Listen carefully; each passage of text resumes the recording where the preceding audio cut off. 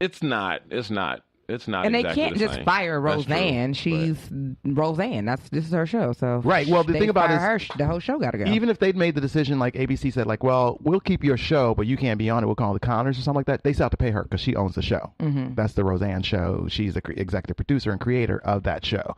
So they can't do anything with that show without paying Roseanne. So they're still in business with her whether she's around or not. Yeah, I understand all that. I'm just saying, and to me, it feels it's just, I don't know. It's kind of a slippery slope when you start.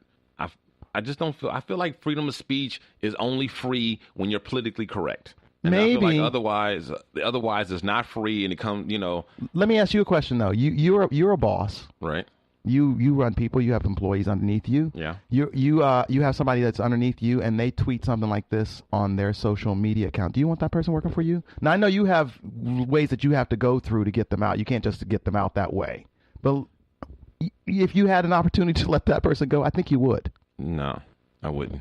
No. If it was like my business and people could, no, I wouldn't. I wouldn't fire somebody for that. Okay. Yeah. I'm saying if I'm a black person, I'm the head of a network, and you say something really, really awful, I'm like, I don't want to work with you anymore. Bye. Yeah. See, that's what easily. I think people should be allowed to have their fucked up views. Sure, but I don't. You can, but I don't want to work with you. Nobody stopped her from saying what she was saying. You can say what you want, but I don't want to work with you. I don't want to work with you. And I feel like you can. It's not even always about being politically correct. You can say what you want to say without being vindictive. You can say what you want to say without being inflammatory. You can say what you want to say without being racist. You can say what you want to say without being hurtful. You can say what you want to say and get your point across clearly without sounding like an asshole or not being an asshole. And so I don't feel any type of regard or any compassion for Roseanne at all. You can't keep on making these statements. You can't keep on saying these slurs and saying these things about people with no repercussion. I feel sorry for everybody that was involved that lost their jobs, but I feel like Roseanne caused it all. She should have taken more responsibility for her own words. If she had a problem or if she felt that way, it could have been a better way that she could have said that wouldn't have resulted in this at all. And why's she coming after Valerie Jarrett? What's she doing? What is she doing that's affecting policy in the United States right now? I don't have that you got to call black people monkeys or in some type of way. What? Why? Oh, P.S. I've read the other side too, because it's a backlash the other way too, conservative way, because they think it's people coming for her because they don't like Trump, and it's the liberal media, right? And they're in this persecution of white people again. And what about her explanation that she gave? That she was tweeting off Ambien? Really? She actually gave a couple of different. And so that's another reason right there. Like, or whatever. But if that's how you feel, if that's how you felt. Can I say this? This is a white person I know who actually was trying to calm the situation terribly. Who's like, I understand what she said was a terrible thing, but if you could see it this way, apes are really smart. Wow. I said if you don't back up several feet. If you ever make that correlation ever again. Oh my God. So in other TV news, Rick wants out of The Walking Dead. Andrew Lincoln, the star of The Walking Dead, is going into its 9th season. And it looks like he will only be around for 6 episodes. And then they're going to make Daryl Dixon the star. I'm you sad. got nothing to say? Of course I do. I'm sad. I'm like, I don't know watch the show. I'm sad. My heart is broken right now. She's so sad. She lost. I feel like cat got her tongue. I feel like this all started because Roseanne. Yes, this bitch. Roseanne ruins everything. Everything. But no, on Fear the Walking Dead, the main character, he decided that he wanted to quit. And so they had to figure out a way to write him out of the show. So then it was like a whole big thing. They have to figure out how to, get him up, kill him off, and then make somebody else to star. And then I feel like now Rick saw that and he was like, wait a minute, y'all been having me trapped for 9 seasons and I want to leave too. So now they got to figure out how to get Rick off. And I'm just like, look, everybody can't just leave now. Okay. You in. You can't just do that. You can't do that. You know what you signed up for. You got to see this thing to the end. So I'm mad. I'm just mad at Rick. But that's bullshit. I'm mad at Rick. They can leave. They can leave anytime they want to. They don't. You don't film 12 months of the year. But they film enough, and they don't live in Atlanta. So that's an extra problem. And it's difficult. And then also actors, and a lot of them want a challenge. They don't want to do the same role forever and in perpetuity, and they have a right to move on if they want to, regardless of how attached we are to the characters and whatever else and all that. And I don't think Rick or Andrew Lincoln was like, oh, well, Nick left Fear Walking Dead, so I can leave. No, I think he's his own man. He wanted to, just like Chandler Riggs, the kid who plays Carl. He's been wanting to leave for years, and he finally was able to leave. Well, but in the comic books, he died. Spoiler alert. Okay. Well, that's not a spoiler alert. But he doesn't. Yeah, he's already dead in the comics and on the show. So right. It ain't really a spoiler. I haven't seen it yet. You got problems. What You're 10 years behind. Yeah, like I still time to catch up. I can't help you with that. I can't help you with that. Yeah. So on that regard, it's not totally. It wasn't like, well, he just decided that he wanted to leave. We knew kind of eventually this was going to happen at some point. But this whole Rick thing, I hope they leave it open.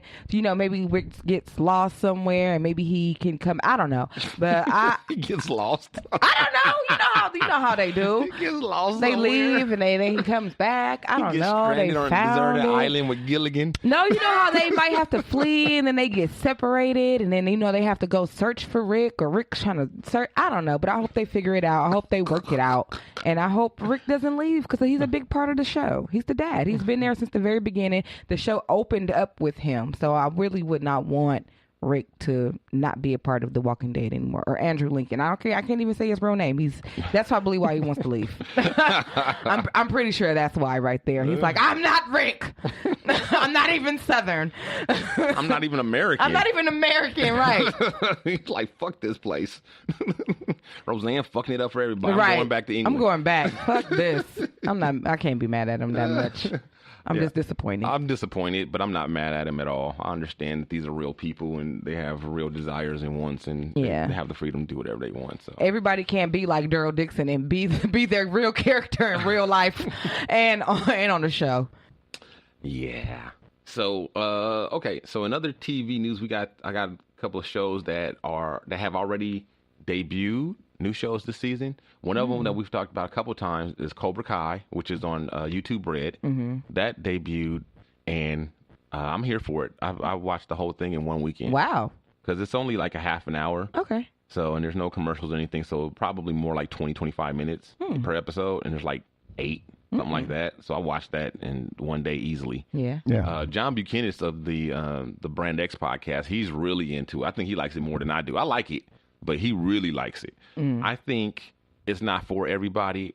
I'm guessing millennials, if they're not familiar with the Karate Kid story, might not be into it. I feel like the older people who grew up with the Karate Kid will be into it because it's a continuation of the story that we're familiar with already. And it's a flip side on it is the flip characters side. too. They do some very cool things with the way they flip things or whatever and give different perspectives or whatever, because I'm trying not to spoil anything. But yeah, they do some really cool things, and that's actually what kept me watching. I wanted to see where they were going with the flipping of everything. And it was good. It was good. So it's down. I give them props. Check it out. There's another one called The Rain. The Rain is like I think it's Swedish. Scandinavian. Okay. Yeah, same thing. But that was pretty cool, and a pretty cool concept. It's one of those apocalyptic type shows. There's this deadly rain that comes from the sky, whatever, and kills what they think is most of the population, but maybe or maybe not. But anyway, it's right up my alley.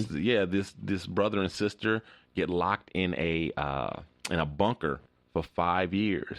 And then it's about them coming out and going back into the world after being in this bunker 5 years after this rain and all the different things. I think if you like Walking Dead, I think you will like The Rain. It sounds. I'm interested really over here. It was really good. I'm already like, how did they get out the bunker?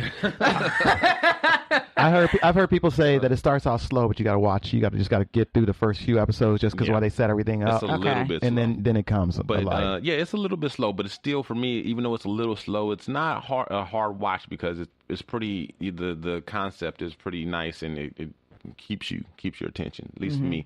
Fahrenheit 451. Was a HBO movie that premiered, starring Michael B. Jordan. I was disappointed. It was the first. Really? It was the first Michael I haven't B. seen Jordan. it yet. First thing I've ever seen Michael B. Jordan in, whether he was the star or just a side character or something, that I was not. I just was not into. Oh, First and thing. his co-star too is great. The Chicago guy. Wow, I can't think his name. Yeah, I don't know his name either, but yeah, the guy. Michael. Anyway, I'm surprised to hear that.